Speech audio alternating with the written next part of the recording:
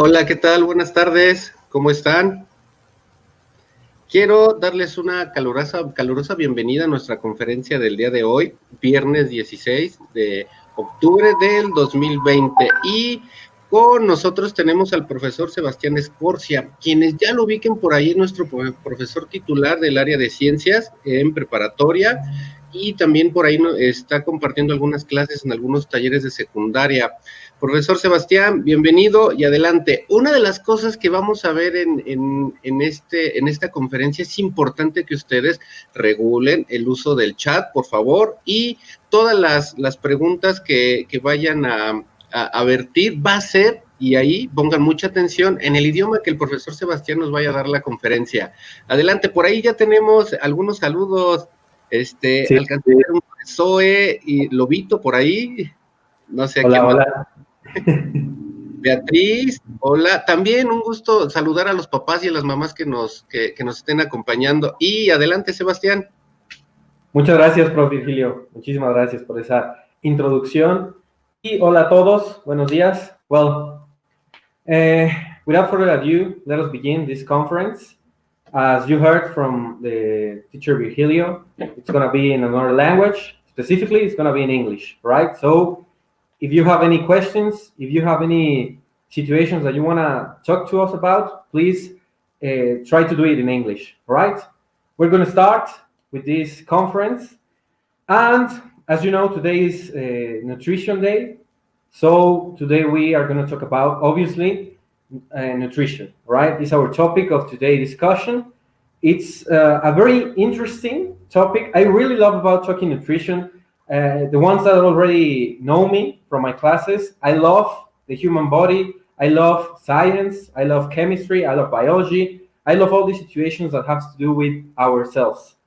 It's my pleasure to be this Friday here with you talking about nutrition, but more specifically, as you can see in the presentation, we're going to answer a very specific question. What is this question? Is that one. How important is nutrition in times of a pandemic? As you all know, we're in the middle of a global pandemic. It's a very sad situation. It's a very complicated situation that we're all living. Basically and literally, we are all in this together. So it's very important that we have a very objective point of view about this situation, right? This pandemic has affected many people, and it's gonna continue to affect a lot of situations. But today, I'm here to help you understand a very important prevention method, prevention system that you can have with nutrition. So the question is, how important is nutrition in times of a pandemic?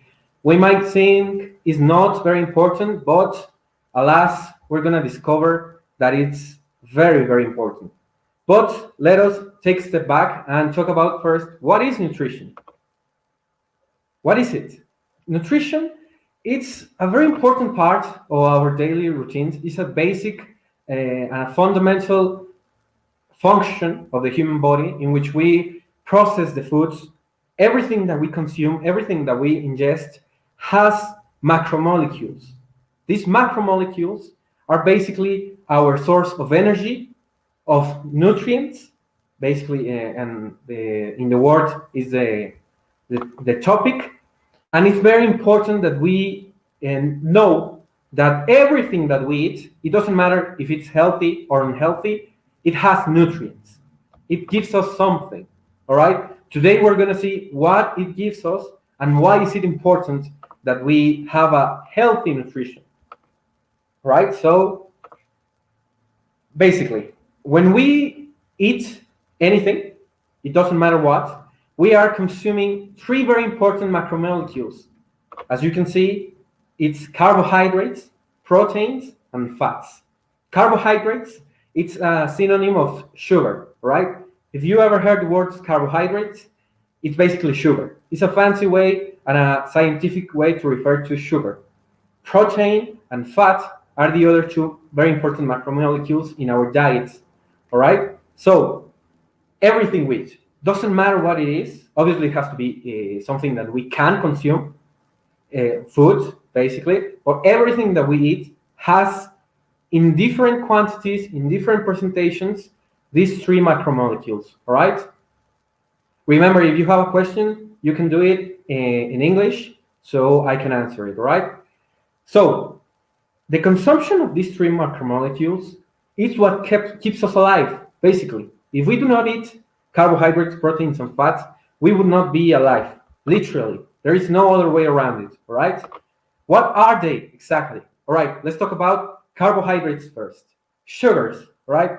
It's, as I said, a fancy and a scientific way to refer to sugars. It's the main source of energy. Everything that we eat, fats, we're going to talk about it in a minute, but protein, carbohydrates, it's the 50% to 60% of energy. From this macromolecule, MC, we obtain the most quantity of energy, all right? Now, we have a question here that says, what are fats? All right, fats is a macromolecules that are basically, I don't know how to explain a little bit about that, but it's basically our belly. It's where it's the energy that we do not use, it gets stuck in our belly, in our arms, and all that excess substance is what we call fats, right? Don't worry about it. We're gonna dive into it in a little bit. First, sugars. It's the main source of energy. We obtain, as you can see, 60% of our energy from sugars, for carbohydrates, right? A lot of things have carbohydrates. It's the most common macromolecule in the whole world. So it's very easy to obtain them. Mainly we obtain it from fruits, from vegetables, and from cereals, right? Bread,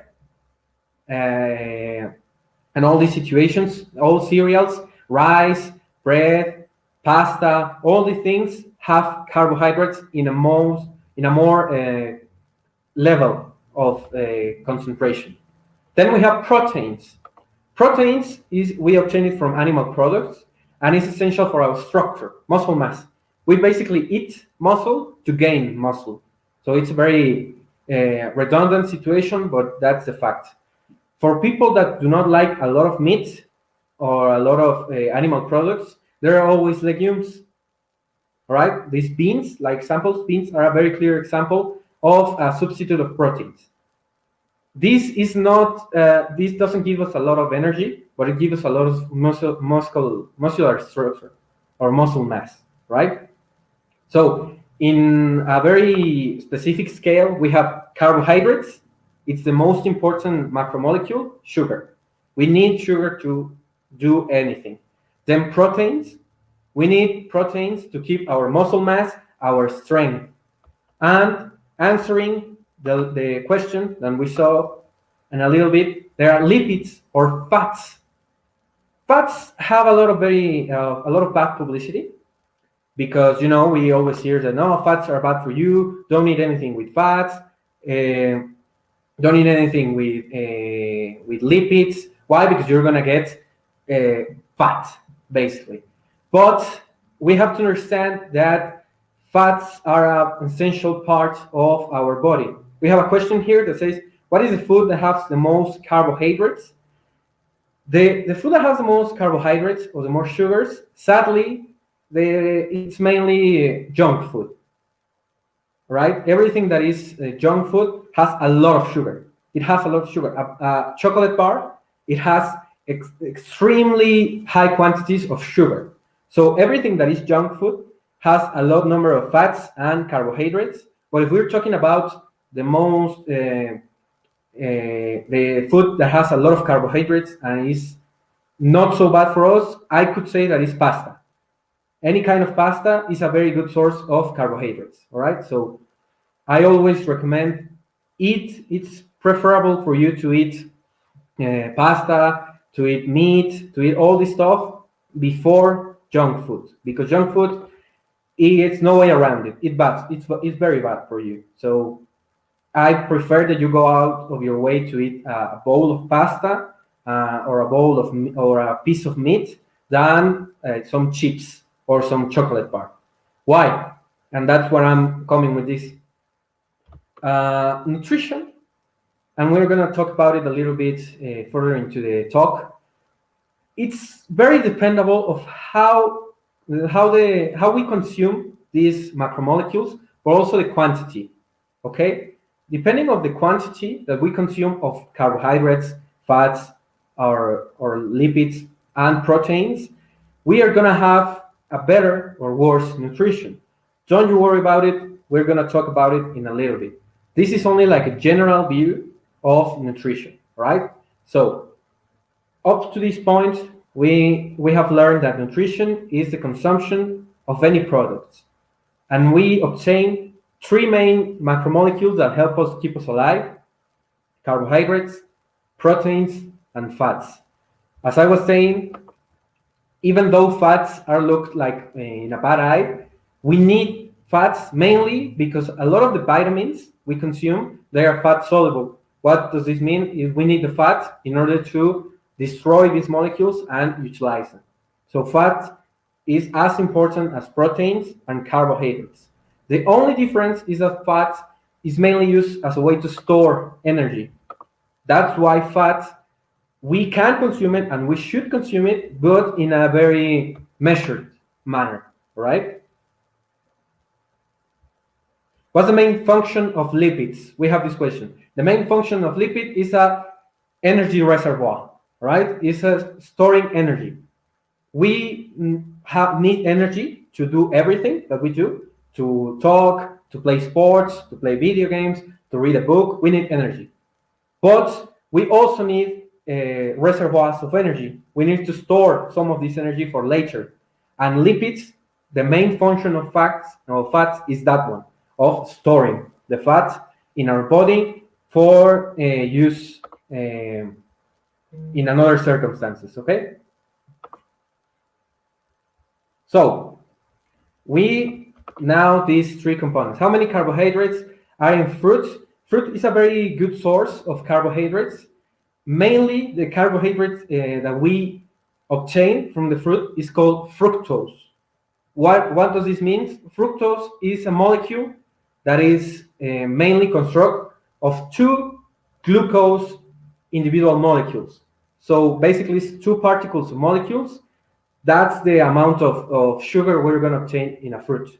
It's a very healthy manner and a very, very good source of carbohydrates, a fruit. It's very noble, and besides this fructose, there are two molecules of glucose. It also gives us vitamins and minerals.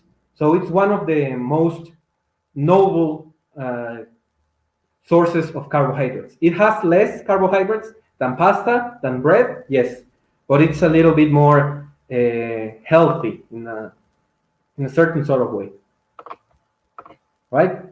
Fats and lipids are the same? Yes, they are synonyms. Fats and lipids are the same. How many lipids our body needs? It depends on our age, on our complexity of our body, our activities. If you're a person that do a lot of physical activity, you need a greater quantity of fats or lipids in order to store this energy. If you're a person that do not do a lot of physical activity, you're more of a mental person that do mental exercises, mental sports, your fats and lipids needs to be a little bit lower. There is no standard. I cannot tell you need this quantity of lipids because it depends completely on the person. There are no real standards. Okay, so that's nutrition. Basically, these three macromolecules keeps us alive. But again, let's go back to the question. How is it important, or why is it important for us to talk about nutrition in the middle of a global pandemic? All right, let us get into that. It's because of this very important system that every living human has called the immune system. What does the immune system does? Basically, it is our line of defense. Without the immune system, we wouldn't have any defense against external situations, all right? It's our police, basically, our FBI, our CIA, it's our army. The immune system is what protects us from internal and external stimuli, all right? So this situation as I said, it's like your military, like your peacekeeping force inside your body. As us, we need these macromolecules. They also need these macromolecules, all right? So when we eat carbohydrates, proteins, and fats, we're not only giving energy to ourselves, we're giving energy to our system. We have here another question. Is it really healthy to drink fruits from juice? Yes. Yes, it is healthy. You are gonna lose the benefit of fiber that fruit has, but you're still gonna get the carbohydrates, the vitamins, and the minerals. It's very healthy to drink fruit juice. You only lose fiber because the fiber is in the meat, let's put it that way, of the fruit. So yes, it's healthy. Now, talking about this topic, it's not healthy to eat a lot of fruit at night. Why? Because fruit is sugar. And sugar, eating any kind of sugar before sleeping is not going to help you very much. That sugar is never going to get used and it's going to become fat and it's going to get stored. So at night, the less sugar you can eat, the better. It doesn't matter if it's a fruit, if it's a chocolate bar. At night, it's not very recommended to eat sugar or carbohydrates. Now, returning back to the immune system, it's our line of defense. We need the immune system to basically survive just as much as nutrition. And I'm going to present you the main components of this military system, right? Here you have 5 of the most important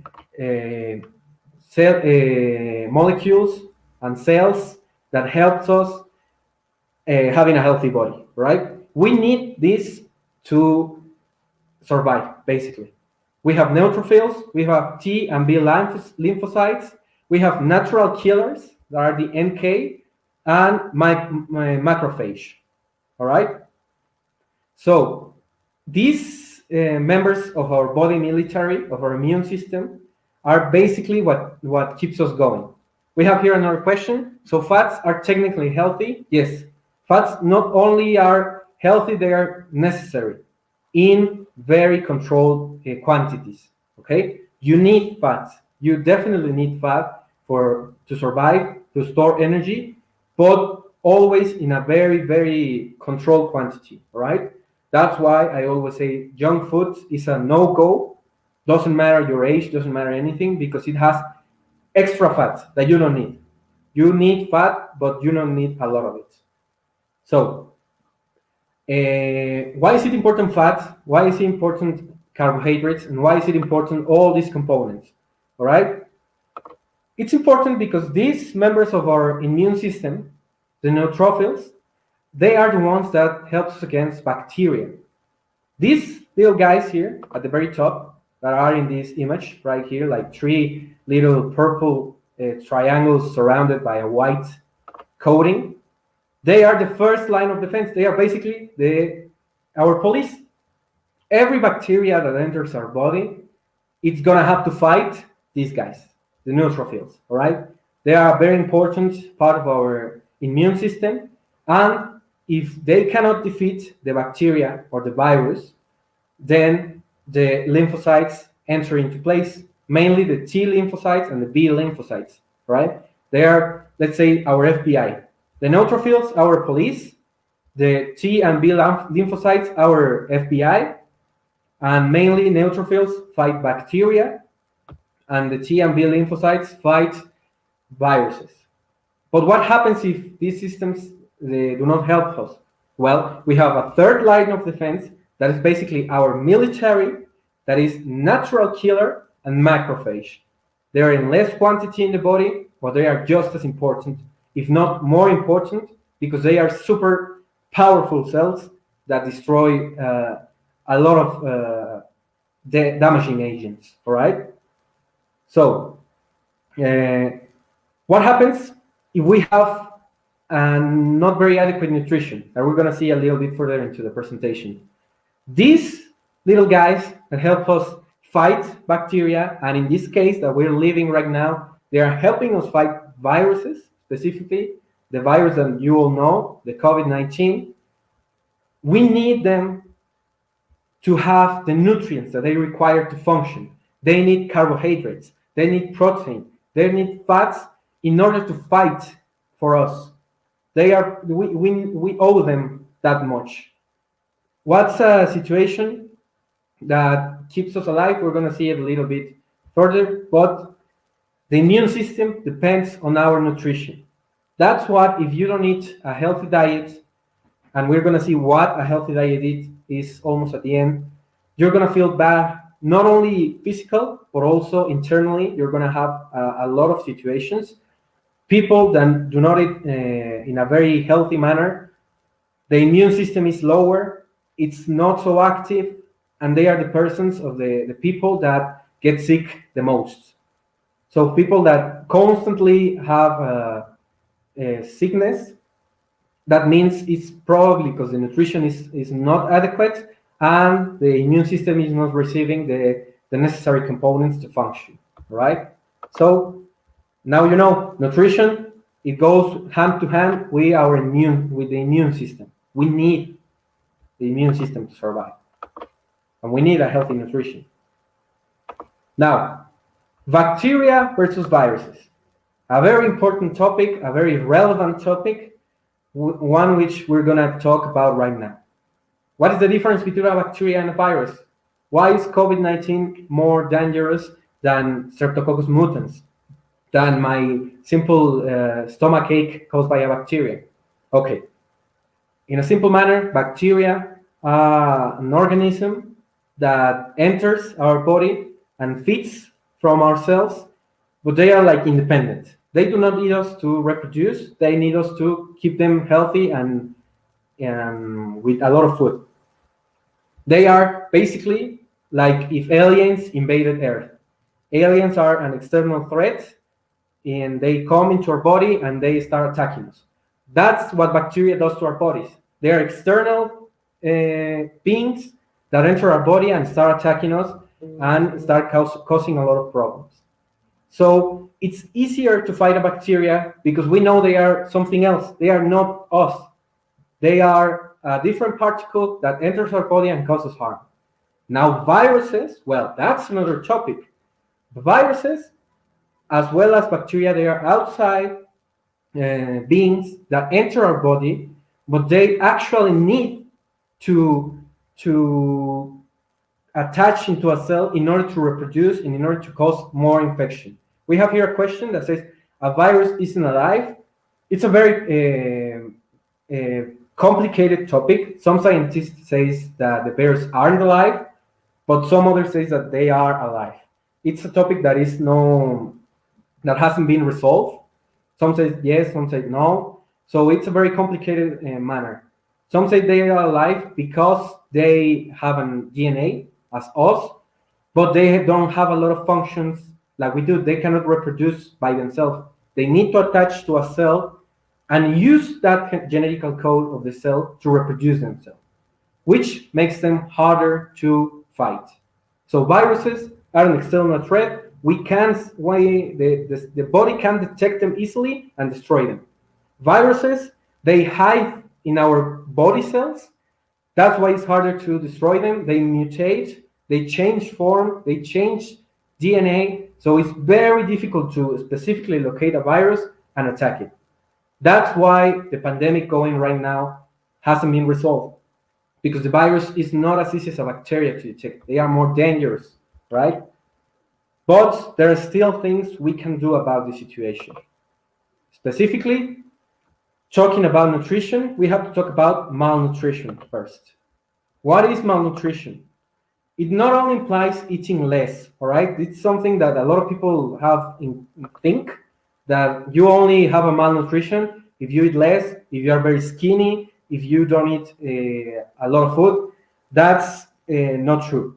A malnutrition, it's also the fact that we eat in excessive quantities and we don't have very good eating schedules.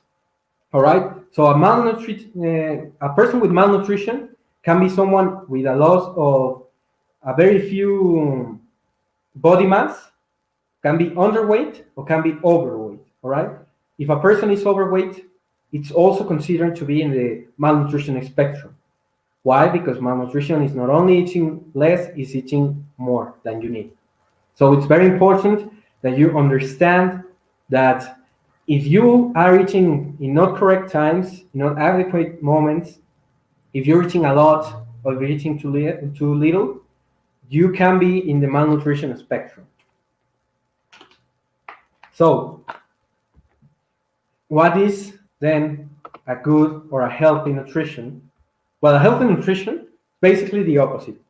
It implies a well-balanced consumption of all macromolecules types, all right? I mean all. You cannot be considered a person with good nutrition if you do not eat fats, if you don't eat proteins, if you don't eat carbohydrates.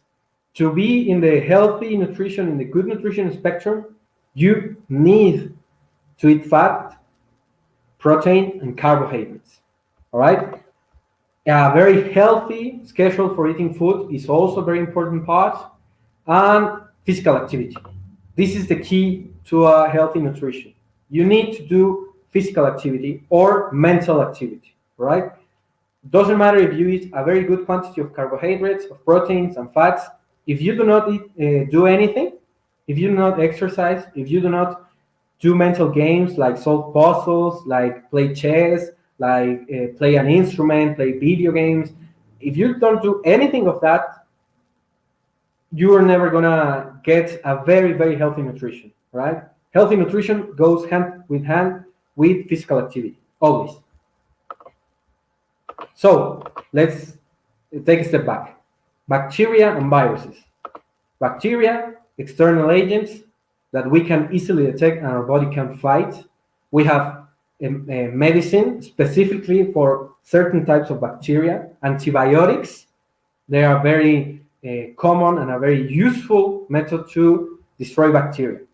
Viruses are a little more sneaky. They are not as easy as to fight because they enter the cell and they basically transform the cell into zombies to reproduce more virus. So it's not so easy to fight. So it's very important that we eat healthy. Why? Because we need to help these guys. We need to help our neutrophils, our lymphocyte system, our NK, natural killer, or macrophage. And the only way we can do that is with a healthy lifestyle. And obviously, a healthy lifestyle is always going to have a healthy nutrition. So it's very important that you take into consideration this part, right?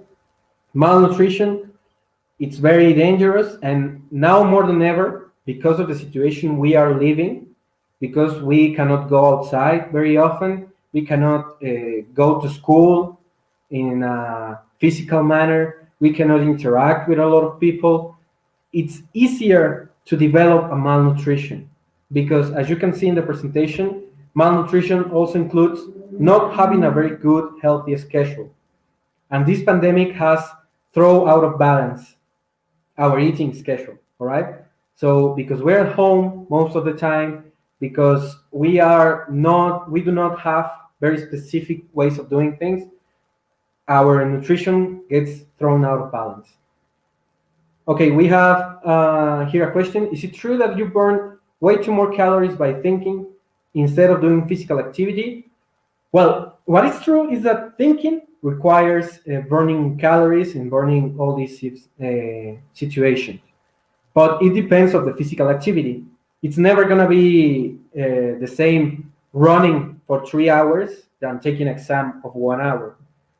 It's physical activity is always going to burn more calories, it's going to use more proteins and more fats than mental activity. But what is true is that mental activity also burns these macromolecules. I use them. It's not in a lot of quantities, but it also burns. All the time we are utilizing these macromolecules. In this moment, when we are asleep, our brain never stops working, our body either. So no, physical activity burns more calories than mental, but mental, it's a constant calorie burning system. So let's keep heading in a good direction. So as I was saying, this pandemic has thrown our eating schedules out of order. We do not eat at the same time we did before because we're not at school, we're not at work, we're not at the office. So basically we eat whenever we can. I'm always at home, you're always at home, or most of the time. So your eating schedule gets basically thrown out of balance. So you need to pay attention to this situation.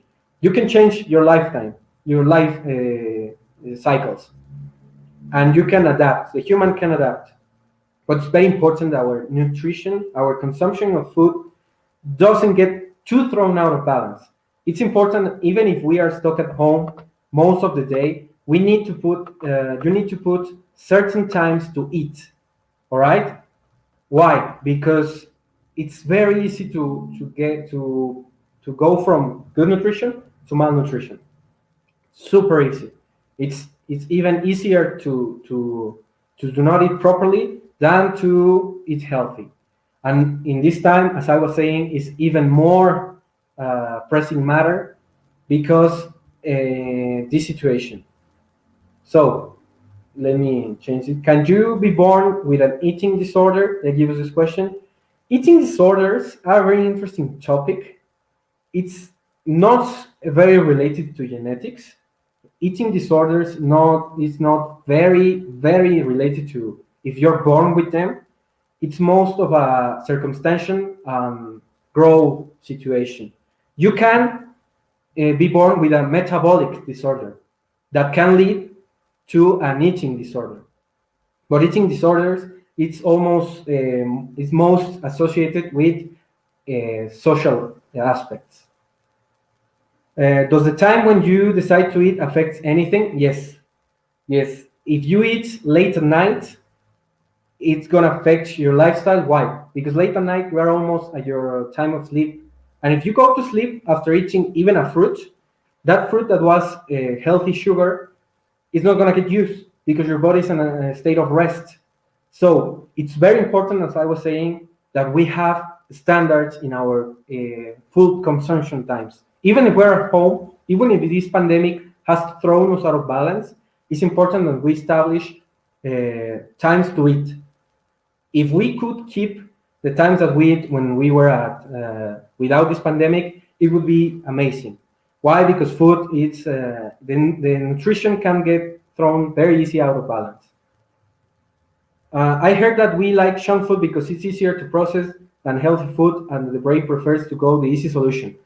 Is that true? Well, the fact is that junk food, it's very attractive because they are full packed of carbohydrates, of fats, and even though they are unhealthy, they taste good. The brain, as you said, yes, it prefers large quantities of these macromolecules. A spoonful of sugar, it's better than a little sugar for our brains and for our bodies.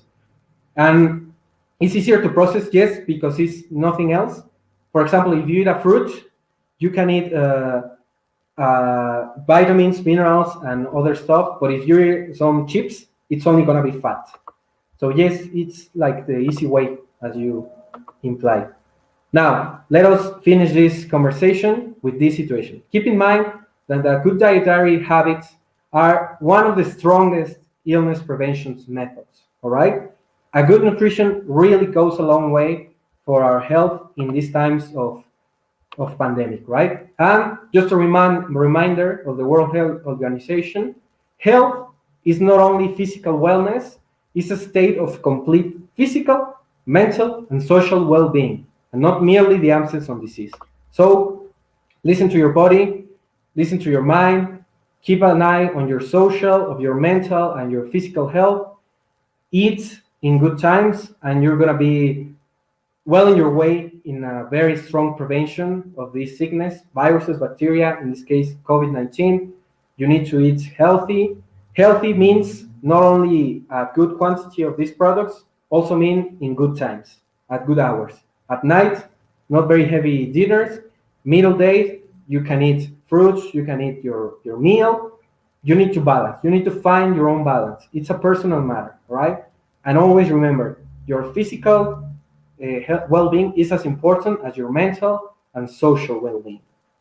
And well, with that, I really appreciate everyone's time. Thank you for being here today. I hope you learned something new.